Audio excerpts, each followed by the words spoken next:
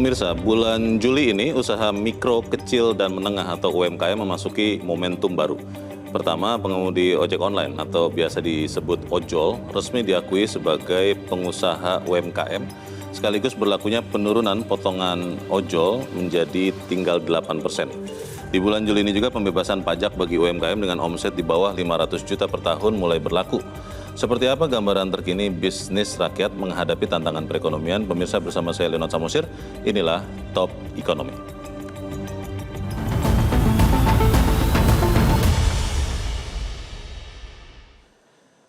Pemirsa, UMKM disebut sebagai tulang punggung ekonomi Indonesia. Mari kita lihat data UMKM berikut. Berdasarkan data dari Kementerian Koordinator Perekonomian tahun 2025, jumlah UMKM di Indonesia tercatat 65,5 juta unit usaha. Mayoritas UMKM ini bergerak di sektor informal dengan tantangan di sektor permodalan dan pemasaran. Besarnya jumlah usaha UMKM yang mencapai 65,5 juta unit itu juga berhasil menyerap tenaga kerja dalam jumlah besar. Ada 120 juta orang yang bekerja dan terserap oleh UMKM. Tentu saja sebagian besar pekerja UMKM adalah pekerja sektor informal. Meski sebagian besar UMKM adalah bisnis informal, namun didukung jumlah unit usaha dan serapan tenaga kerjanya, UMKM ini dominan mewarnai perekonomian rakyat. Tidak tanggung-tanggung, UMKM menyumbang sekitar 60 hingga 65% dari produk domestik bruto atau PDB Indonesia. Definisi boleh bisnis non-formal atau informal, namun UMKM juga sangat akrab dengan bisnis digital. Ada 40%, sekitar 40% UMKM yang sudah memanfaatkan platform digital untuk kepentingan bisnisnya. Momentum baru kesempatan bagi UMKM muncul di 1 Juli tahun ini. Ada sekitar 850 ribu pengemudi ojek online atau ojol yang secara resmi diakui pemerintah sebagai pengusaha UMKM. Pengemudi ojol kini diakui sebagai pengusaha mikro transportasi online. Status baru ini membuka akses pengemudi ke berbagai akses permodalan. Dan pemirsa, terakhir mulai 1 Juli juga mulai berlaku peraturan pemerintah tentang potongan ojol bagi aplikator maksimal 8%. Dengan peraturan baru ini, komisi aplikator maksimal akan mendapat 8% dan memastikan pengemudi ojol akan menerima 92% dari total tarif per perjalanan. Pertanyaannya adalah akan seperti apa usaha mikro, kecil, dan menengah atau UMKM ini ke depan? Pemirsa, tetap bersama kami, Top Ekonomi akan kembali selepas jeda berikut ini.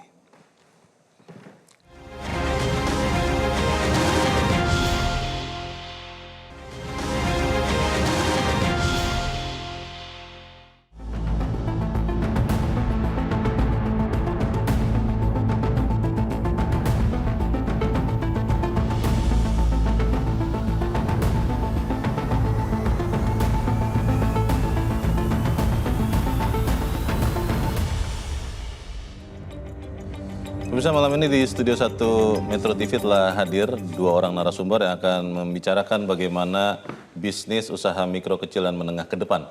Yang pertama adalah Menteri Usaha Mikro, Kecil, dan Menengah atau UMKM Republik Indonesia, Maman Abdurrahman. Pak Menteri, selamat malam. Selamat malam, Mas. Terima kasih sudah memberikan waktunya. Sama-sama, kembali kasih. Baik, dan juga telah hadir bersama kita pada malam ini pemirsa ekonom senior Afiliani. Mbak Afi, selamat malam. Selamat malam, Mas Leonard. Terima kasih sudah hadir juga. Ini saya ingin langsung ke Pak Menteri ya, Pak Maman. Ini tadi sudah sempat diberikan data terkait dengan UMKM sebagai tulang punggung yang menyumbangkan banyak sekali untuk PDB. Pertanyaannya, kalau kita bicara ojek online dulu ya, Mas Maman ya. Ini apakah kemudian memang potongan 8% itu yang disepakati oleh aplikator pasti akan diterima, maksudnya 92%-nya akan diterima oleh pengemudi ojek online, atau apa yang dilakukan Kementerian UMKM? Begini, pertama kan Mas, kita kalau mau melihat ojol, saya ingin kita sama-sama punya satu frame yang sama dulu, bahwa ini adalah ekosistem. Oke. Artinya ini adalah satu ekosistem usaha yang bergerak di sektor transportasi online. Kenapa saya sebutkan ekosistem? Jadi kalau kita bicara tentang ekosistem, kita tidak boleh hanya sekedar melihat aspek kepentingan ojol saja, atau aspek kepentingan aplikatornya saja, atau aspek kepentingan UMKM yang sebagai merchant jualan di situ, plus sama konsumen. Artinya ini adalah satu ekosistem yang saling keterkaitan dan terikat. Oke. Aplikator tidak bisa kuat sendiri, ojol juga tidak bisa kuat sendiri, UMKM seller juga nggak bisa kuat sendiri. Artinya mereka harus sama-sama saling sinergis, karena kalau ojolnya jatuh, aplikator juga jatuh. Makanya saya harus ngelihatnya dari sisi itu. Nah, kalau kita melihat dalam perspektif pembagian komisi, artinya kita harus melihat bahwa angka mana yang paling memenuhi angka psikologis, ojolnya oke, aplikatornya oke, pihak UMKM juga oke. Nah, angka pembagian persentase 92,8 itu yang berlaku hanya untuk dua roda, itu adalah kita nilai adalah angka psikologis yang menurut kita cukup bisa mengakomodasi aspirasi yang selama ini muncul dari teman-teman saudara-saudara kita ojol. Jadi kan muncul aspirasi selama ini bahwa mereka merasa mungkin dengan pembagian hasil 80-20 yang dulu, 80 ke ojol, 20 ke aplikator, terasa bebannya berat. Nah, akhirnya pemerintah hadir memediasi, dan alhamdulillah ketemu angka kesepakatan dan juga ada arahan dari Pak Presiden juga. Karena perintah dari Pak Presiden kan satu hal narasi besarnya, yaitu keadilan ekonomi. Jadi Pak Presiden itu memerintahkan kita kepada pembantu-pembantunya bahwa narasi besar adalah keadilan ekonomi. Keadilan ekonomi itu apa? Keadilan bagi mereka yang kuat secara kapital, dan juga keadilan ekonomi yang mereka juga harus diberuntukkan kepada mereka yang juga masyarakat kecil. Dalam hal ini pengusaha mikro, kecil, dan menengah. Keadilan itu artinya proporsional ya, tidak harus sama besar begitu kan? Atau tidak harus seperti yang sebelumnya 80-20%. Ya, artinya kalau dengan kondisi sekarang berarti semua pihak harus menjalankan kebijakan tersebut, angka itu. Jadi 92% untuk ojol, 8% bagi hasil untuk aplikator, khusus untuk roda 2. Oke, itu 850.000 itu angka yang memang akurat, Mas Maman, karena sering kita dengar katanya pengemudi ojek online itu angkanya jutaan, ada yang bilang 5, ada yang bilang 7 juta, itu bagaimana? Memang begini, angka yang terdaftar secara administratif, Mas, itu kurang lebih sekitar 4,7 juta. Kita sebut 4,5 sampai 5 juta something yang mendaftarkan diri. Dari seluruh aplikator? Ya, seluruh aplikator yang mendaftarkan diri. Tapi kan tidak semua sebanyak kurang lebih 4,5 sampai 5 juta itu aktif. Misalnya narik rutin setiap hari, rutin mendapatkan pendapatan. Nah, dari total angka itu, yang rutin, aktif, reguler, menarik setiap hari, itu kurang lebih angkanya di angka 800 sampai 850 ribuan. Untuk motor ya, untuk roda 2 ya? Pertanyaannya, apa ukurannya? Kenapa bisa disebutkan 800 sampai 850 ribuan itu? Itulah yang mendapatkan bonus hari raya. Karena dasar dari penentuan bonus hari raya itu adalah mereka yang aktif. Ada frekuensi frekuensi trafiknya, segala macam kayak gitu kurang lebih. Oke, kalau kita bicara ke skop yang lebih besar ya Pak Menteri, soal UMKM itu kan sering disebut sebagai tulang punggung ekonomi Indonesia. Angkanya 60-65 juta. Itu memang sebanyak itu atau jangan-jangan sekarang jadi lebih banyak mungkin karena tekanan ekonomi, atau seperti apa data yang Anda punya? Saya harus bilang kalau misal ditanya, Pak Maman atau Mas Maman, berapa angka usaha mikro, kecil, dan menengah kita di tanah air? Apakah 60 sampai 65 juta? Saya harus bilang itu klaim. Klaim? Artinya angka 60 sampai 65 juta itu adalah angka perkiraan berdasarkan ekstrapolasi. Jadi di average kan kurang lebih angkanya 60 sampai 65 jutaan. Artinya angka pastinya sampai hari ini, inilah yang tadi saya bilang bahwa hadirnya di era kepemimpinan Pak Prabowo, Kementerian UMKM dibuat menjadi satu institusi. Dulu kan kita gabung dengan koperasi kan, sekarang dibuat nih dipisah, kita Kementerian UMKM. Nah makanya kita hari ini, Mas, kalau tanya sekarang, kita punya data di Kementerian UMKM itu kurang lebih 30 juta data UMKM yang terdata di kita. Unit usahanya itu? Tapi kalau tanya ke saya, data itu bukanlah data yang bisa dijadikan patokan. Karena data itu adalah data statik. Apa itu data statik? Data yang diambil dari hasil sensus ekonomi 3 tahun yang lalu, 4 tahun yang lalu, 5 tahun yang lalu, 2 tahun yang lalu gitu. Pertanyaannya, apakah kita tahu mereka yang datanya diambil 3 tahun yang lalu sampai sekarang masih aktif nggak sih? Apakah bahkan bisa aja mungkin ada yang udah jadi konglomerat, atau mungkin mereka kolaps. Nah, inilah kami Kementerian UMKM membuat sebuah kebijakan baru, yaitu kita melakukan transformasi digital. Data yang tadi kita miliki yang statik, kita siapkan sebuah sistem namanya Sapa UMKM. Agar data yang kita miliki selama ini bisa menjadi data dynamic. Apa itu data dynamic? Data yang memang terupdate real time setiap hari. Nah, pertanyaannya Pak Saman, kayak gimana sih maksudnya? Nah, kita buatlah sistem tuh, namanya Sapa UMKM. Apa tuh sistem Sapa UMKM? Sistem Sapa UMKM ini bukan cuma sekedar sistem yang ingin melakukan pendataan, tapi memberikan pelayanan. Jadi semua masyarakat, semua pengusaha mikro, kecil, dan menengah, kalau kalian ingin mendapatkan fasilitas pelayanan, hadirnya pemerintah dalam setiap proses tumbuh kembangnya kalian, masuk ke dalam sistem ini. Di situ ada pelayanan pembiayaan, ada pelatihan, peningkatan capacity building, ada akses pemasaran, dan bahkan kita bentuknya nanti, jadi semua mitra-mitra itu yang dia punya program apapun, kita integrasikan ke dalam sistem ini. Jadi nanti semua teman-teman pengusaha mikro, kecil dan menengah yang ada di tanah air, mereka mau dapat kerja sama apa, bentuk apa, yaudah tinggal onboarding masuk di sini. Mereka tinggal pilih tuh. Bahkan payment gateway, QRIS, segala macam nanti masuk di sini. Ini sistemnya apa? Di situs dari Kementerian UMKM atau kita buat aplikasi? satu sistem super aplikasi. Super aplikasi, alhamdulillah sudah soft launching sebulan yang lalu. Namun kembali lagi Mas, saya bilang bahwa ini kan tidak mungkin sakdet-saknyet langsung bagus, langsung ini kan by tahap ya. Karena kita perlu integrasiin dengan institusi A, institusi B, institusi C. Poinnya tadi saya mau bilang, kembali tadi ke masalah data. Pada saat kita mendorong semua UMKM di tanah air ini masuk ke dalam situ, akhirnya kita punya data real. Data dynamic misalnya di Kabupaten Purworejo, di Kota Solo. Kita punya data tuh di situ. Oh, UMKM di sana berdasarkan grafik pemetaan kita, kebutuhannya apa sih? Usaha mikro PT Angin Sukses Abadi gitu misalnya gitu ya. Dia di Kabupaten A. Kita bisa lihat, kita bisa tahu oh ternyata dia butuh support pembiayaan. Oh, butuh tambahan pemasaran. Nah, yang kayak gitu tuh. Ada lagi Mas yang lebih jauh, bahkan mereka yang ada di Papua bisa berkomunikasi itu dengan ada di Aceh. Mereka butuh raw material, misalnya mereka butuh nilam,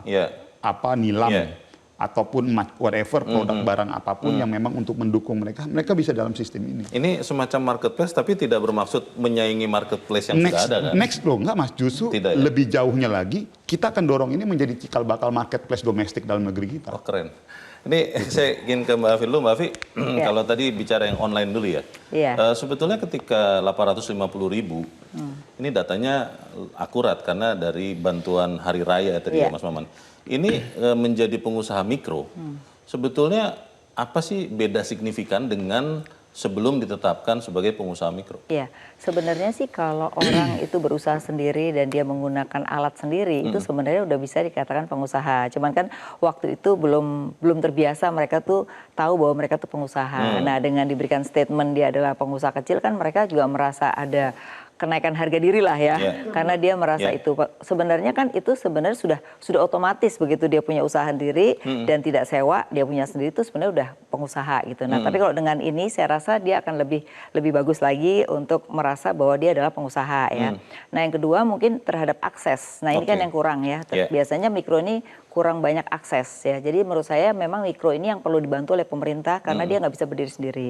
Tapi kalau yang sudah menengah itu saya rasa pemerintah hanya cukup dengan insentif atau pemerintah memberikan yang namanya policy sehingga mereka bisa berkolaborasi dengan swasta dan BUMN mungkin. Jadi nggak perlu semuanya dari pemerintah. Nah, tetapi yang mikro ini menurut saya memang pemerintah perlu campur tangan ya, terutama nanti akses terhadap pembiayaan karena pembiayaan ini paling susah untuk mikro, di mana mereka tuh selalu tidak pernah dianggap dan mereka biasanya kan nggak punya jaminan ya. Nah, nanti dengan yang ojol ini saya rasa bisa karena nanti misalnya si aplikator ini bisa menjadi penjamin karena apa? Kalau nggak bisa bayar dipotong dari pendapatan yang dipotong sama aplikator tadi kan gitu. Nah ini saya rasa jadi juga mereka bisa punya aset gitu loh. Selama ini kan mikro ini nggak punya aset ya kan. Selama ini motor juga mungkin masih ada yang sewa dan mereka kayak leasing. Nah buat apa leasing? Leasing kan cuma sewa. Sedangkan kalau dia jadi punya pemilik kan lebih bagus lagi pendapatannya jadi nggak terpotong dengan biaya sewa lagi gitu loh. Nah jadi saya rasa ini langkah utama yang saya rasa bagus untuk yang ojol ini adalah nanti dapat pembiayaan gitu. Tadi kalau soal data yang disampaikan Pak Menteri Maman ini, Mbak Afi, ini saya baru malam ini nih dengar nih bahwa 60-65 juta ternyata harus diupdate lagi. Dan itu akan menjadi data dinamis. Itu akan berhasil tidak untuk memetakan mendekati akurasi? Ya, benar sekali. Jadi saya kalau melihat data dari kementerian-kementerian, memang UMKM ini nggak berubah. Bentuknya begini terus. Kan harusnya kalau ada perubahan kan ada perubahan dalam bentuk ininya ya. Berapa UMKM-nya. Ini bentuknya 65 juta ya gitu-gitu aja. Nggak ada yang naik kelas. Iya. Sekian tahun? Karena tadi data tidak dinamis. Artinya apa? Kalau ada perubahan dia naik kelas atau asetnya jadi naik, harusnya dia lapor. Nah tetapi masalahnya kalau dia lapor nggak ada apa-apanya gitu, nggak ada insentif atau nggak ada pelayanan yang bagus buat dia, buat apa saya lapor gitu loh. Tapi kalau tadi dengan adanya Sapa UMKM, mereka bisa dapat pelayanan ya, kemudian dia bisa juga dicarikan jodoh misalnya untuk supply chain misalnya, pasti dia seneng dong. Sehingga mereka akan melaporkan. Jadi nggak perlu disuruh pun mereka dengan rela akan memberikan. Nah saya rasa ini bagus sekali untuk dilakukan ya. Nah yang ketiga mungkin sekarang mulai dana-dana UMKM itu jangan diberikan ke setiap kementerian. Karena setiap kementerian tuh punya yang namanya dana UMKM. Oh, ada gitu. Ada pembinaan tuh setiap UMKM tuh ada di sana. Menurut saya semuanya di sini aja. Betul, sehingga nanti itu dana-dana yang besar itu bisa buat insentif gitu.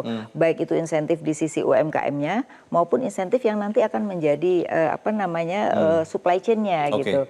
Karena saya melihat kita punya potensi yang besar dari sisi manufaktur sama agrobisnis ya. Karena dua ini yang menurut saya belum banyak mendapat perhatian ya. Yang sekarang banyak perhatian kan keperdagangan gitu ya. Lalu tadi yang ojol gitu. Nah, ini mungkin nanti Pak Maman bisa ke arah sana. Karena kita melihat kayak di Korea dan Thailand itu 40% global value chain itu sudah diciptakan oleh UMKM-nya. Nah, kita belum sampai 5% lah. Nah, ini ada potensi ke sana menurut saya. Kenapa? Karena ternyata pengusaha di Indonesia itu tidak tahu bahwa bagian hulu itu sebenarnya kita bisa lakukan. Selama ini kan import nih. Nah, itu juga nanti perlu menjadi perhatian juga ya. Selain tadi yang sekarang menjadi perhatian UMKM-nya, tapi yang kecil menengah ini harus dicarikan jodoh lah gitu. Nah, itu mengurangi juga import kita. Gitu. Ini program pemerintah bisa banyak yang tertolong dengan program UMKM ini gitu. Jadi dari sisi data saya rasa dinamik tadi dengan dana dinamik itu sangat bagus, tapi sertai dengan tadi dua policy dan insentif itu saya rasa catatan penting yang mampu untuk membuat orang itu tertarik untuk ke sana ya.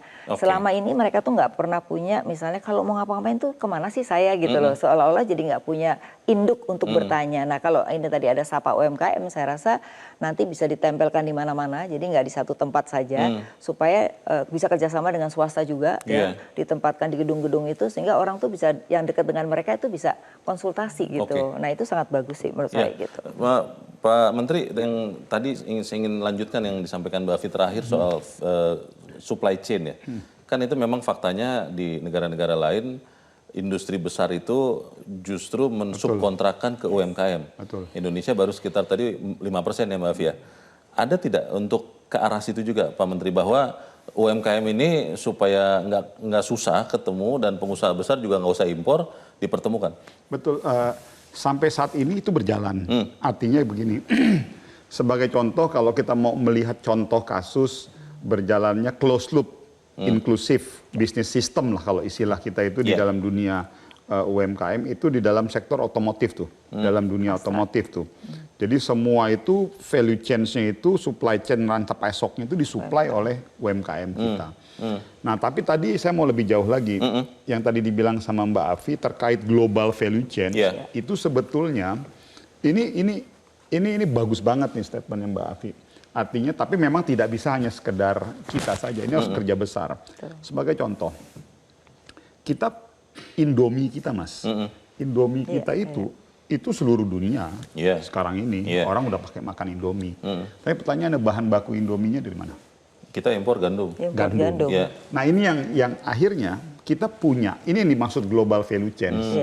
Jadi kita punya satu produk yang sudah mendunia, Indomie, tapi yang sangat kita sayangkan bahan bakunya dari gandum yang kita tidak bisa produksi. Ini yang dimaksud sama beliau global value chain. Nah, artinya kita ingin mereplikasi produk-produk unggulan kita yang mendunia, tetapi raw materialnya itu harus diambil dari Indonesia. Artinya ini contoh kasus. Saya tidak mengatakan bahwa yang terjadi di Indomie itu tidak baik, tapi maksud saya ini contoh kasus. Nah, yang kedua sedikit aja saya mau tambahin lagi.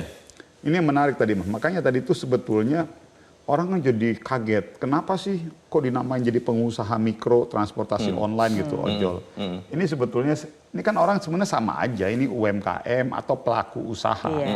Cuman saya tuh dulu selalu bilang begini, coba deh kita renungin, orang-orang yang disebutin kata pelaku itu hampir tidak pernah dipadankan dengan sesuatu yang positif. Image-nya negatif ya? Image-nya negatif gitu. Pelaku kejahatan. Makanya kami Kementerian UMKM, udah nggak usah pakai pelaku lagi lah. Kita harus udah mulai berani bilang bahwa mereka pengusaha. Mau pedagang apa kek, kerajinan tangan, lo ini pengusaha. Kalian ini sama dengan Abu Rizal Bakri, dengan Pak Hairul Tanjung, dengan Pak Surya Paloh, pengusaha-pengusaha top ini. Dengan bahkan dengan taipan-taipan itu yang membedakan cuma satu, skala usahanya aja gitu. Yang mereka sudah di sini, kalian masih di sini. Sebetulnya itu. Pengusaha sering dikatakan juga golongan khusus yang sering melihat tantangan itu sebagai peluang. Tapi kalau bicara usaha mikro kecil menengah, insentif termasuk pajak itu juga menjadi sesuatu yang sangat membantu. Benarkah demikian? Bisa tetap bersama kami, Top Ekonomi segera kembali.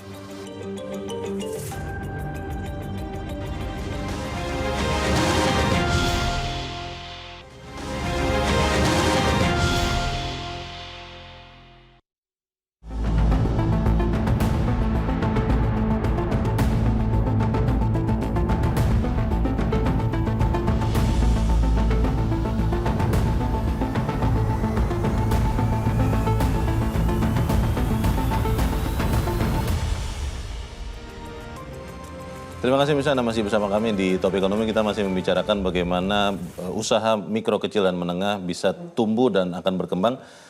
Pak Maman, kalau kita melihat insentif pajak, itu UMKM kan diberikan insentif pajak untuk PPh final 0,5% ya, dari omset tahunan. Ini sebenarnya bagaimana memutuskan itu, dan apa sih harapannya dari kebijakan ini? Sebetulnya pertama kan spirit dan kembali lagi ya, saya mau pelan-pelan sedikit-sedikit saya akan terus reminder terus narasi besar yang ingin disampaikan oleh Pak Prabowo, keadilan ekonomi kan sebetulnya. Artinya dan itu harus terrepresentasi, terimplementasikan dalam konteks perpajakan kita. Artinya pada pemberlakuan pajak itu juga harus melihat dari kemampuan kapasitas dari si pengusahanya. Nah, sebagai contoh, kalau tadi kita bicara tentang ojol, salah satu insentif kemanfaatan yang didapatkan oleh ojol, kalau misalnya didorong menjadi statusnya usaha atau pengusaha, berbeda dengan pekerja. Kalau pekerja kan dia akan kena dapat PPh kan, pajak penghasilan. Pajak penghasilan. Saya nggak tahu tuh, setahu saya minimal 5% kalau nggak salah. Tetapi kalau 5 sampai bahkan ada 15%. Tetapi kalau dengan treatment sebagai usaha, pengusaha mikro, dia akan dapat 0%. Kenapa? Karena rata-rata penghasilan dari teman-teman ojol itu kan di bawah 500 juta per tahunnya. Artinya yang pendapatannya di bawah 500 juta per tahun, dia tidak sama sekali dibebankan pajak. Itu satu. Yang kedua, ada yang bilang lagi, oh dia bisa dapat kemanfaatan KUR. KUR itu kan 6%. Kalau bunga normal kan 14 sampai 15%. Double digit lah. Kalau dengan KUR 6%. Wah, ini begini. Lu enggak, minimal gini. Apa? Pasti kan rata-rata ojol itu ada yang motornya leasing, ada yang minjem, segala macam. Misalnya harga motornya 20 juta, misal ya. Dengan dia leasing dia dapat bunga kan rata-rata 13%, 14% dia harus bayar tuh bulanannya. Tapi kalau dengan diajuin ke KUR, dia cuma dapat bunga 6%. Artinya jauh dari angka leasing gitu loh maksud saya. Yeah. Itu yang simpelnya aja. Yang ketiga, maksud kita mau dorong kan begini. Punya aset. Pesan Pak Presiden itu ya kalau bisa masyarakat kita gitu, masyarakat Indonesia harus ada peningkatan kehidupan lah gitu. Naik kelas lah. Kalau kemarin kamu hari ini lu ojol gitu ya, ke depan kita kepengen kalau memang si suaminya ngojol, ya istrinya bisa dapat kesempatan untuk usaha di rumah. Nah itu kan kita bisa bantu dengan permodalan, dengan akses lainnya gitu loh, insentif, pelatihan, dan segala macam. Jadi sebetulnya semangatnya tuh di situ tuh. Kalau terkait ojol ini, agar mereka tidak hanya sekedar terus-terusan berada di situ posisinya. Mereka bisa berkembang yang lainnya. Nah, masuk insentif pajak. Jadi dulu nih ya, ini kan 8 tahun yang lalu, ini saya harus mundur nih, kalau kita bicara pajaknya 0,5%, saya harus jelaskan 8 tahun yang lalu muncul kebijakan bahwa pengusaha mikro kecil menengah yang pendapatannya di bawah 4,8 M satu tahun, itu diberikan insentif pajak 0,5%. Tapi hanya berlaku selama 7 tahun. Gitu loh. Kenapa hanya berlaku selama 7 tahun? Dengan asumsi setelah 7 tahun lo udah naik kelas dong, kan begitu. Nah, ternyata seiring dengan perjalanan setelah 7 tahun ditambahin terus tuh 1 tahun. 1 tahun lagi, 1 tahun lagi, 1 tahun. Akhirnya ada ketidakpastian. Dan inilah terus yang selalu menjadi isu, aspirasi dari teman-teman pengusaha mikro ke kami, Kementerian UMKM. Kita sampaikan ini ke Pak Presiden, kita sampaikan ini juga, ayo kita rapatkan dalam komite pembiayaan. Akhirnya diputuskan, diberikan kepastian bahwa pajak yang 0,5% insentif, hanya yang berlaku untuk mereka yang pendapatannya di bawah 4,8 M, mereka dapat insentif pajak 0,5%, dan berlaku permanen. Permanen tuh? Terus. Selama-lamanya? Jadi tidak diperpanjang 1 tahun, lagi tidak diperpanjang. Jadi teman-teman UMKM itu punya kepastian. Jadi ada jaminan kepastian.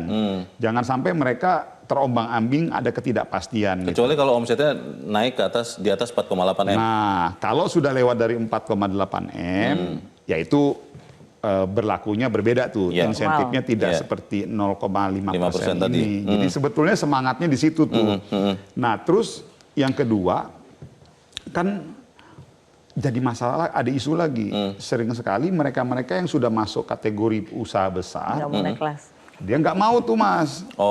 Dia nggak mau kehilangan insentif ini? Dia tetap pengen menikmati insentif yang 0,5%. Jadi akhirnya dia pecah-pecah tuh.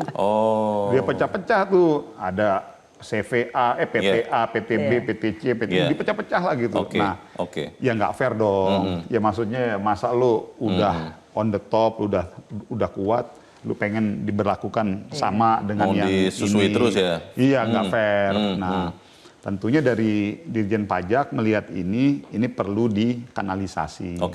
Makanya akhirnya untuk yang PT tidak berlaku lagi. Jadi yang berlaku hanya PT perseorangan. Itu boleh. Yang di bawah 4,8. Jadi ini sebetulnya prinsip keadilan sih, sebetulnya asasnya itu. Dan proporsionalitas. Baik, Mbak Filiani, ini informasi yang sangat bagus untuk pengusaha UMKM. Tapi kalau berdasarkan yang Mbak Afi tahu dari para pelaku usaha, dari pengusaha, itu apakah memang sudah cukup paham tadi aturan-aturan ini? Yang UMKM ya? Atau ada juga dalam tanda petik oknum yang pura-pura nggak paham supaya dapat terus insentif, atau seperti apa? Kalau melihat kemarin saya ada hasil survei World Bank nih, Pak Maman, itu sebenarnya mereka itu kadang-kadang suka masih pengennya sektor informal, belum masuk ke formal, karena satu yang mereka takutkan tuh pajak gitu loh. Nah ini mungkin perlu sosialisasi, karena seolah-olah pajak itu kayak paling ditakutin gitu. Nah yang kedua adalah aparat gitu. Nah ini kan sebenarnya dari hasil survei itu menunjukkan bahwa memang perlu banyak sosialisasi mungkin dari Kementerian UMKM supaya mereka tuh sebenarnya pajak itu adalah memang suatu kewajiban yang namanya masyarakat, baik itu bentuk usaha maupun pribadi kan gitu. Nah ini perlu diberikan kesadaran supaya sektor yang informal menjadi formal itu jadi lebih banyak, dan yang mau tadi masuk dalam sapa UMKM jadi lebih banyak gitu. Itu yang pertama ya.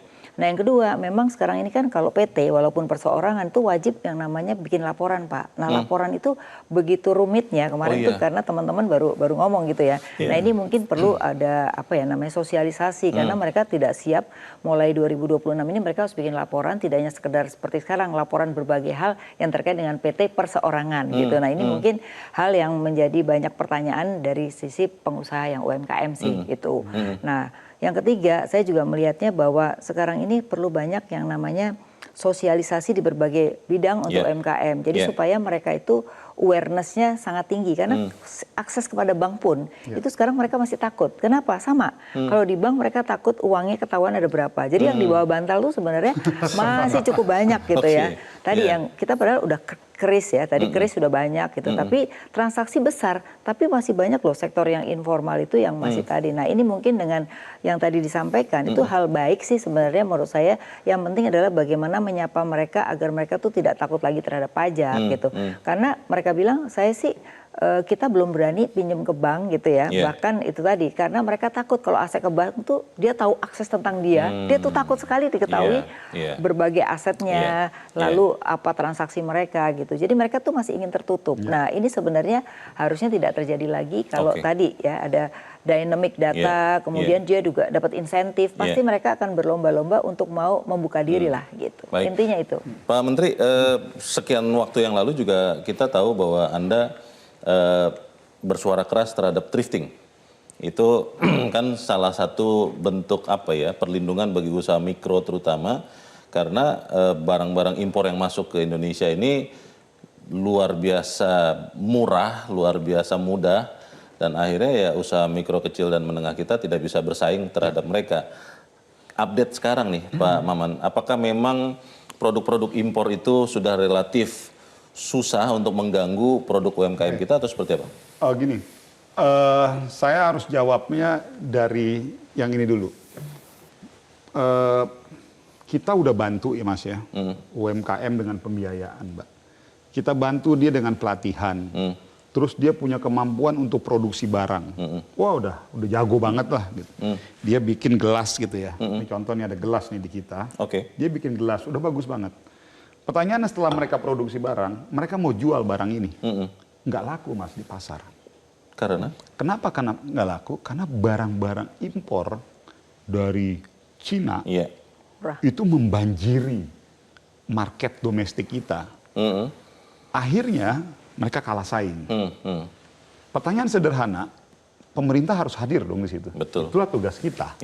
Nah, makanya kalau Mas ingat, kurang lebih sekitar 10 bulan yang lalu, Presiden hadir bicara tentang penertiban oknum-oknum yang ada di bea cukai. Kan itu tuh.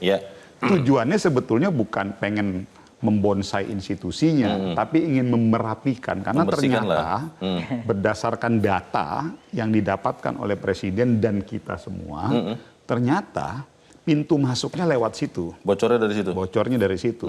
Makanya muncul nih sekarang ada under invoicing, under transfer pricing, dan lain sebagainya tuh. Kita ekspor barang, kita terima barang impor dari Cina, itu angkanya berbeda dengan barang kita ini. Jadi kayak begini nih. Nah, dari situ, itu satu tuh Mas. Itu salah satunya tuh white label. Jadi barang-barang yang datang dari Cina tanpa merek.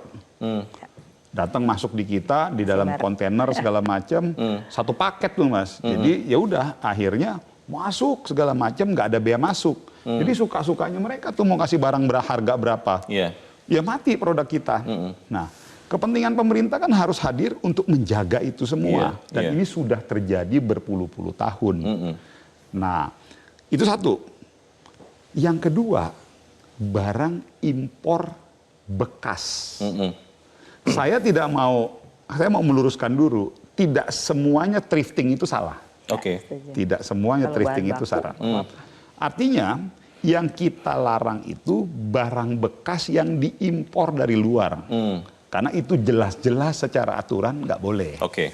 Nah, ini yang kita tertibkan. Karena suka nggak suka, ini juga salah satu. Walaupun secara skala jauh lebih mengerikan nih yang barang-barang impor white label ini. Tetapi barang-barang impor bekas ini juga tidak kalah mengerikan juga. Nah ini masuk Mas. Nah kita harus tertipin dong. Betul. Nah pertanyaannya bagaimana kondisi sekarang? Nah tetapi kan kita nggak boleh serta-merta begitu aja main larang-larang aja. Lalu bagaimana dengan pedagang-pedagang yang udah jualan?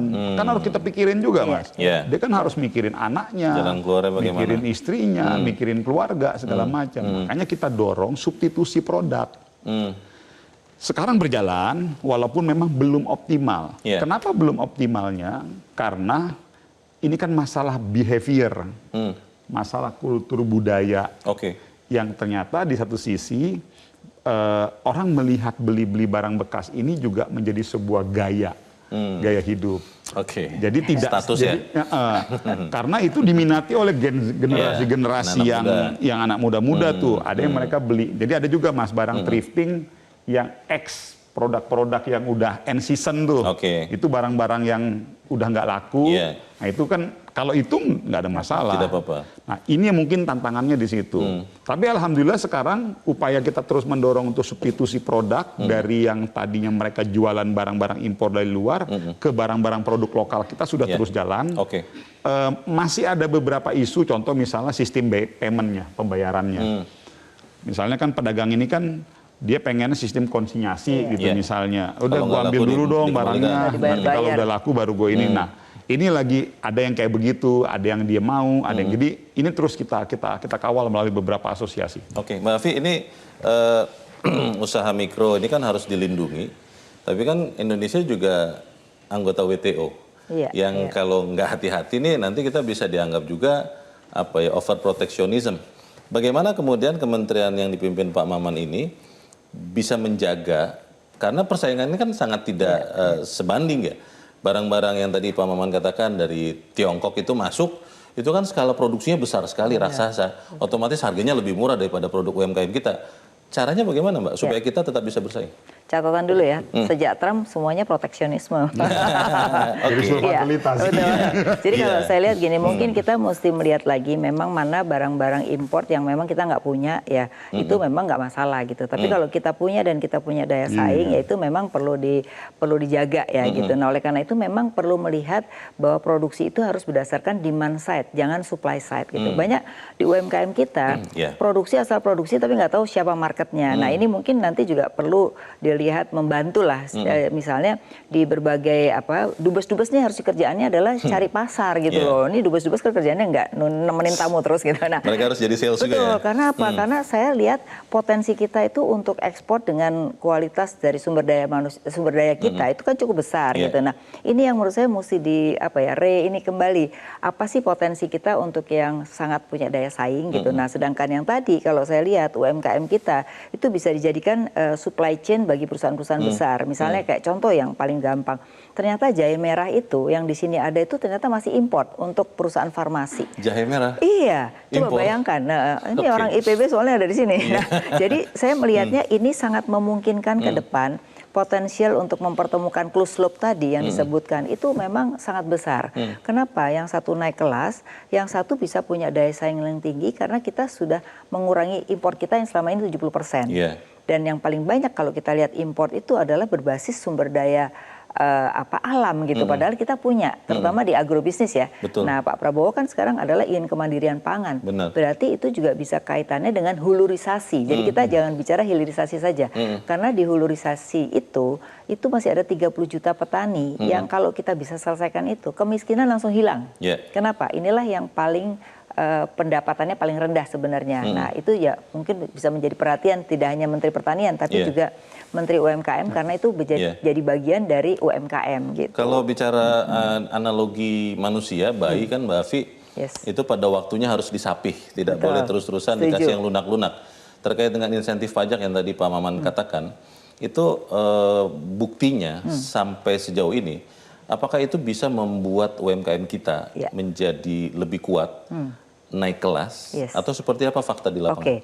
Nah di lapangan itu menurut saya memang pemerintah ke depan yang saya setuju dengan Pak Maman lagi lebih pada insentif dan juga regulasi. Biarkan mereka mencari partnernya sendiri gitu, terutama adalah sektor swasta. Karena swasta ini kan ada yang namanya CSR, itu sebenarnya bisa digunakan untuk membuat mereka pelatihan, membuat mereka naik kelas. Nah biasanya mereka win-win. Nah kalau win-win itu biasanya ada hitungan cost and benefit-nya gitu ya. Nah kalau pemerintah ini kan melalui APBN ya kan, fiskal. Kalau harus menyusui terus, mereka tuh punya pikiran kalau pemerintah nggak usah dibalikin gitu loh. Nah itu kan jadi jelek. Oleh karena itu tadi menurut saya kalau sistemnya insentif dan regulasi itu jauh lebih baik daripada memberikan sesuatu yang ngasih terus gitulah. Nah, model KUR itu cocok tapi tidak cocok untuk semuanya. Karena KUR ini kan harus punya pendapatan. Mereka punya pendapatan gitu ya. Terus mereka juga memang mau naik kelas. Kalau yang mereka itu banyak juga UMKM khususnya mikro itu hanya untuk bertahan hidup. Nah itu nggak perlu dikasih KUR karena pasti nggak akan balik gitu loh. Tapi berikanlah mereka akses ya, kemudian mereka kasihlah uang untuk mereka bertahan hidup lah. Saya rasa itu dia bisa berusaha gitu. Jadi harus dipilah-pilah ke depan itu. Walaupun UMKM ini tulang punggung ekonomi kita, Pak Maman, Mbak Afi, tapi kan tadi Pak Maman juga sudah katakan tidak bisa bergerak, tidak bisa berusaha sendiri. Bagaimana itu kerjasama bisa dilakukan, kita bahas di bagian berikut. Pemirsa tetap bersama kami, Top Ekonomi segera kembali.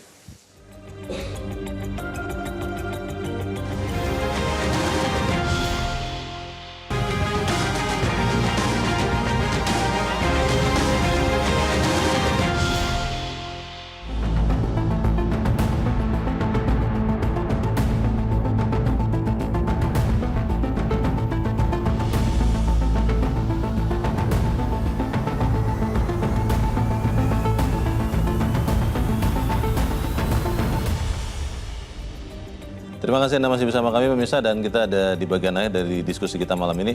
Pak Menteri, Menteri UMKM pasti tidak bisa bergerak sendiri. Kalau kita bicara tadi angka saja, data, itu kita segar karena mendapatkan ada informasi bahwa ada kekinian data. Nah kalau bicara soal tadi Sapa UMKM, itu sudah bekerja sama dengan kementerian mana, lalu bagaimana rencana ke depan supaya kemudian minimal UMKM-nya, semua UMKM 30 juta, 40 juta, 50 juta tahu dan memakainya.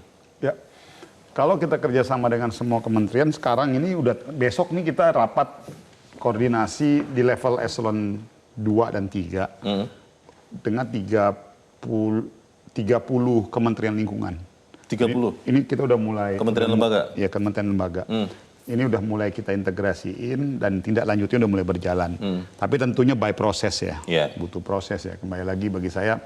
Tapi yang terpenting Mas, semua upaya itu harus kita lakukan karena ini terobosan. Contoh, tahu nggak Mas, kenapa isu masalah pajak ini kan? Sebetulnya masalah pajak ini kan banyak kayak tadi Mbak Afi bilang, oh banyak masyarakat yang enggan gitu ya Mas ini. Karena kembali lagi tadi, ada distrust kan, yang kita harus suka nggak suka. Kita pemerintah hari ini harus berani ngomong ini, bahwa ada distrust publik kepada kita, pemerintah. Makanya Pak Presiden directionnya clear kepada kita. Berikan yang terbaik untuk masyarakat, narasi besarnya keadilan ekonomi dan keadilan sosial. Lu kalau nggak siap, mundur. Itu perintah Presiden. Berarti sekarang isunya posisi bolanya udah bukan lagi di presiden, bolanya di kita pembantu-pembantunya. Eksekutor lapangan. Untuk bagaimana mampu mengeksekusi ini semua. Kembali lagi kalau tanya ke saya, kenapa tadi kita susah sekali mengimplementasikan sebuah kebijakan atau insentif A? Tadi kan Mas bilang, oh jangan sampai nanti disusuin terus segala macam. Tapi semua menjadi bingung kita memulai dari mana? Karena tidak ada pendataan yang clear, yang berjalan secara konsisten, tepat sasaran. Jadi akhirnya implementasi eksekusi programnya tepat, gitu loh. Jadi kita nggak kayak berburu dalam sebuah ruang gelap, gitu loh Mas. Nggak meraba-raba. Makanya nih kita hadir nih dengan pemanfaatan teknologi nih, supaya pemetaannya jelas. Jadi misalnya tadi mereka yang udah dapat insentif, contoh tadi Mbak bilang itu yang ada beberapa UMKM yang memang mereka udah dia nggak bisa tumbuh. Ya itulah yang masuk kategori super mikro dan ultra mikro. Gurem ya? Itu ada 12 jutaan itu yang 12 juta? di bawah binaannya PNM. Yang selama ini itu ibu-ibu yang dalam program Mekar tuh. Ibu-ibu. Mereka selama ini Mas dapat pinjaman 5 juta, 10 juta, ya itu hanya untuk ya pokoknya mereka masak, bikin kue, jualan kayak gitu, hanya untuk survive hari itu. Selama 15 tahun, aspirasi mereka itu mereka minta bunga pinjamannya diturunin. Karena mereka itu rata-rata bunga pinjamannya 22%-an tuh. Bayangkan itu. Besar. Kemarin perintah presiden udah jelas tuh kepada kita. Nah maksud saya yang kayak gini-gini kan jelas tuh direction presiden. Pokoknya saya mau mereka-mereka ibu-ibu yang tergabung dalam program Mekar, bunga pinjamannya harus di bawah 10%. Ini afirmatif, Mas. Ini afirmatif. Dan ya kita eksekusi, alhamdulillah, pertama kali sejak 15 tahun, insya Allah nanti mereka dapat bunga pinjaman kurang lebih di antara 8-9%. Oke. Skemanya seperti apa, saya pikir nggak perlu kita jelaskan di sini karena terlalu detail dan teknis. Tetapi ini adalah bentuk afirmatif yang di direction diperintahkan oleh presiden dalam rangka untuk memberikan keadilan ekonomi dan memperkecil disparitas masyarakat di bawah dengan yang di atas agar segera mereka tumbuh naik ke atas dan yang di atas juga bisa menarik mereka yang ada di bawah. Jadi ini udah ada 2 kebijakan di sektor UMKM nih, ojol yang dulunya mereka dapat 80%, sekarang 92%. Ini kita implementasikan. Nah sekarang yang kedua sedang kita eksekusi lagi untuk ibu-ibu Mekar yang ada di daerah-daerah tuh. Ada kurang lebih 12 juta tuh di bawah PNM. Nah ini presiden udah direction jelas. Ini sekarang kita sedang atur skemanya. Tapi kembali lagi Mas, pada akhirnya ini semua kata kuncinya adalah implementasi dan pemanfaatan transformasi digital.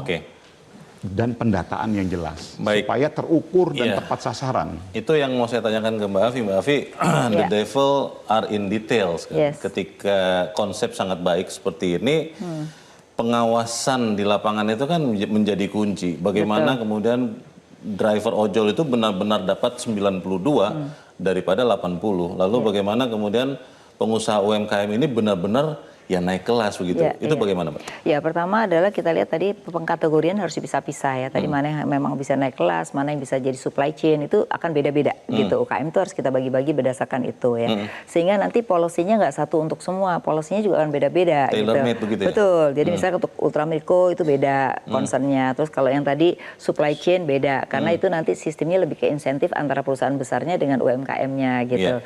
Lalu nanti dari sisi agrobisnis juga begitu, karena agrobisnis sih menurut saya yang bisa digarap utama untuk menaikkan kelas, karena itu yang paling banyak orang miskin di sana gitu. Nah ini juga saya rasa bisa menjadi prioritas. Jadi kalau saya sih lihatnya harus ada prioritas dulu supaya kenaikan pendapatan ini bisa cepat dilaklui, karena pemerintah kan pengen 2045 nih Indonesia Emas tuh bisa meningkatkan pendapatan gitu. Jadi ini berdasarkan kategori ya.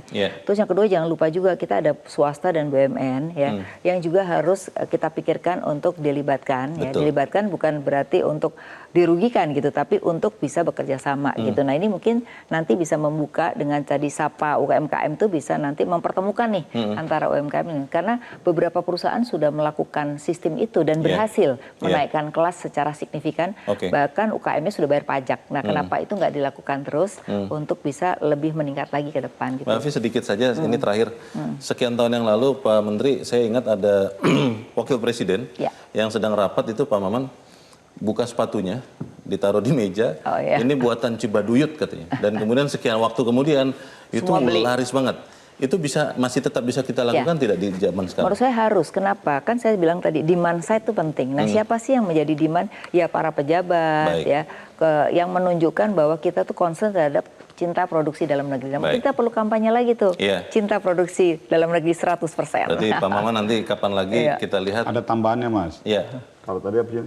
Singkat saja, Pak. Cintailah produk Indonesia, tapi bukan produk Indonesia. Baik, kita harap apa yang kita bicarakan malam ini Pak Menteri dan Mbak Afi bisa berguna untuk kemudian menjaga bisnis rakyat. Pak Menteri Maman, terima kasih sudah hadir. Terima kasih. Mbak Afi, terima kasih sudah hadir. Dan pemirsa, demikianlah akhir dari Top Ekonomi untuk malam ini. Atas nama teman-teman yang bertugas, saya Leonard Samosir mengucapkan terima kasih untuk kebersamaan Anda. Selamat malam, sampai jumpa.